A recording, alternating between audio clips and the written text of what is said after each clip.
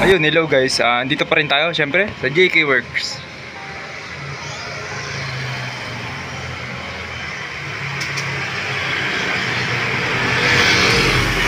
Para dun sa mga naka decambio o pwede rin naman to sa scooter gawin guys. Basta ang likod niyo is drum brake yan. Drum brake yung likod nyo guys. Pwede nyo gawin to. Yan, ito nakikita nyo sa akin. Pasensya guys, madumi. Tagulan dito kasi. Ngayon, tignan nyo yung lalim ng preno.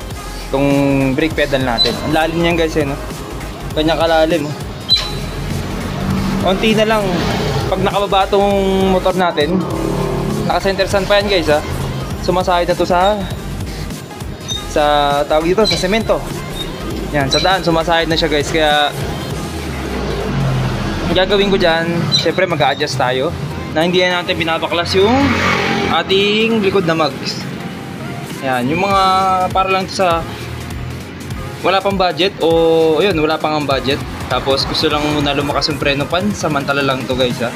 Tuturuan ko kayo, yan. Makikita nyo kasi yan guys, halos pasagad na yan.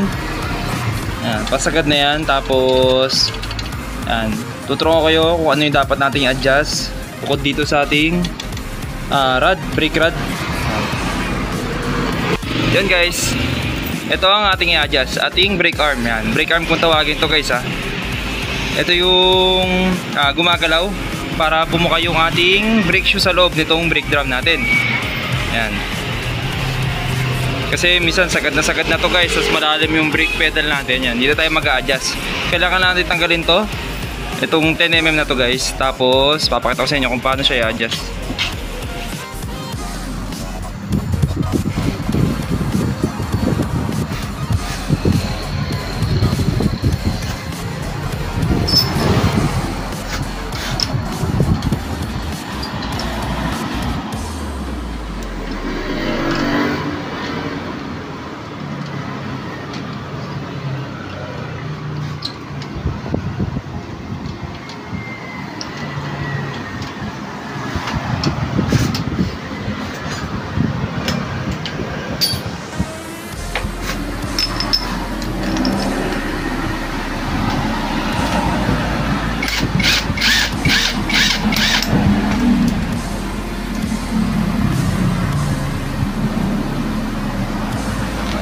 Yan guys, natanggal ko na to yun.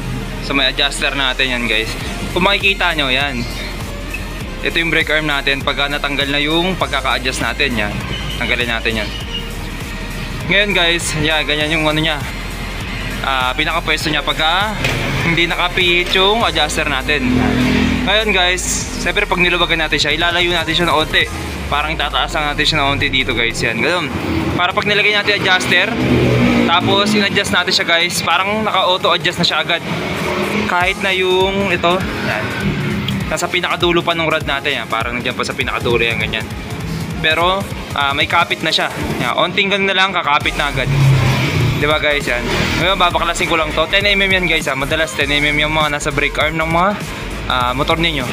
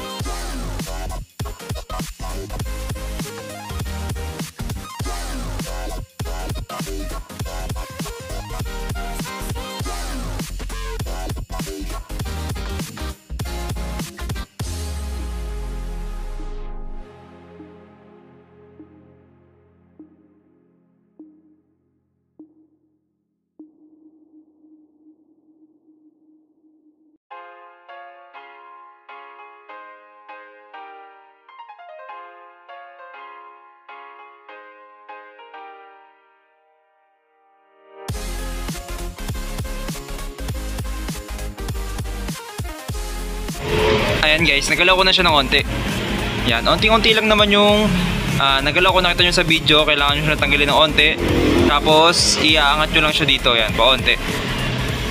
Diba guys? Tapos yun, balik na natin yung mga tinanggal natin. Tapos adjust na natin yung eto, yan, lalagyan ko lang din ng langis to guys, para smooth yung mga tornilyo pag binalik natin.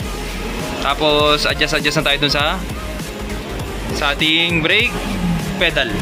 Yan.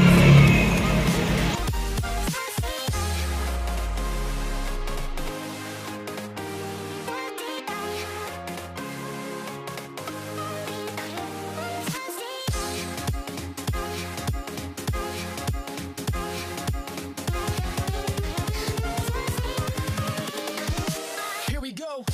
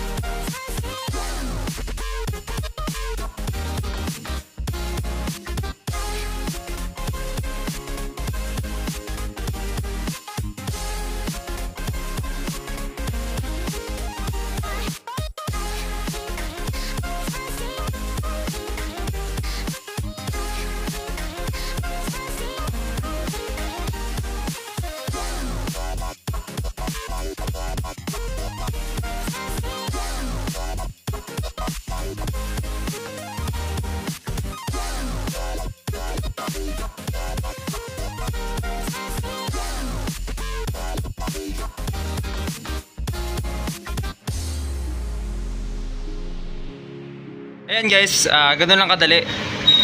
Yan, 'di ba? Kailangan natin tagal tornilyo. Angat natin onti yung brake arm. Tapos, yan, makikita nyo yung brake pedal natin, okay na yan. Yan, sana may tutunan kayo guys. Yan, isang quick tips lang to para sa mga nagtitipid or wala pang budget bago magpalit ng kanilang mga brake shoe. Yan, maraming salamat.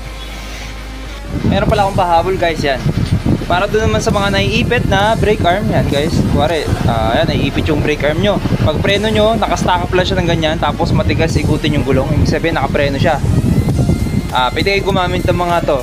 Yan, ito yung mga spring sa mga brake shoe natin. Yan, malambot lang kasi yun. Kaya natin patakin.